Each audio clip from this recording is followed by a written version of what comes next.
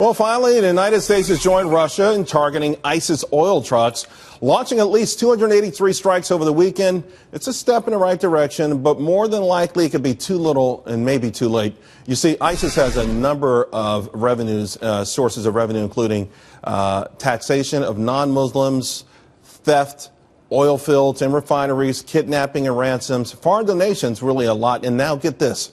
Farming, look at that number at the bottom. Farming, $200 million a year. You know, as much as we may loathe to admit it, ISIS is a state. So with that in mind, is it time to fight ISIS the way we would fight a nation, which means a scorched earth tech going after all of their assets? If that's the case, we should start now. Joining me now, Chuck Nash, former Fox News military analyst, and Christian Whiton is back with me as well. Captain Nash, I was shocked to find out that at this point, ISIS is bringing in $200 million a year in farming. You look at the amount of land that they've carved out of Syria and Iraq, and the bottom line is that this is a nation state, and perhaps it's time to fight them as if they're one. Yeah, when I went over, Charles, to Baghdad several years ago, got a brief from the folks in the embassy, and what they told me was that as rich in oil as Iraq was, they didn't need a drop of it to maintain their economy because they had more arable land and more water than anywhere else in the region. And if they could just get their act together, they could be the entire breadbasket for all of Southwest Asia and the Middle East. So these guys are sitting on a gold mine. They're making hay while the sun shines, literally, while the Iraqi government can't get its act together and are fighting their own people. So, Christian, and again, these oil truck bombings that the U.S. has reluctantly been dragged into because of the embarrassment, I think, with these other nations. We still drop leaflets, by the way, to let the drivers know that the bombs are on their way. It feels like so little, like the proverbial just a drop in a bucket.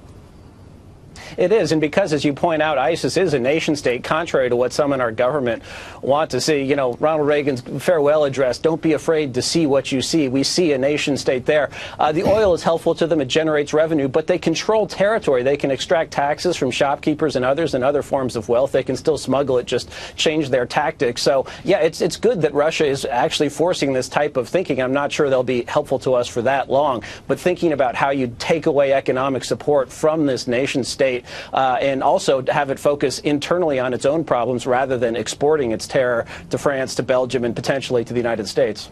Having said that, Captain Nash, we always hear about putting a few extra American troops on the ground. What about this, an overwhelming offensive attack to win this whole thing once and for all, and then to change the world for the better? That's a very enticing thing, Charles, but the reality on the ground is that the entire region, it is a Muslim region. They've driven the Christians out. Those are now Muslim lands, and unless we are willing to go in and fight that World War III against that ideology of the radical Islamists, then it's just going to be throwing more blood and treasure after more blood and treasure. We're not ready for that fight. We've got students on our campuses here in the United States worried about microaggressions and needing a safe space to keep all their little sensitivity, and they're talking about, in some campuses, taking down posters that advocate free speech.